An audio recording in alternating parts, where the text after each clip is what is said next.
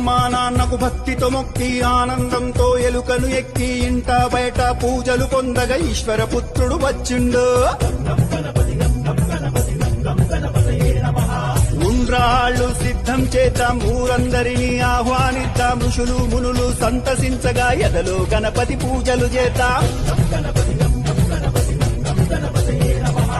ఏనుగు తలతో వచ్చిండు, ఐశ్వర్యం మనకిచ్చిండు, ఒంటి కాలితో నాట్యం చేస్తూ ఓహో గణేశరారాయనగా ఔరాయంటూ చూడంగా అంబ పార్వతితో వచ్చిండు, అహంకారమని చేసిండు.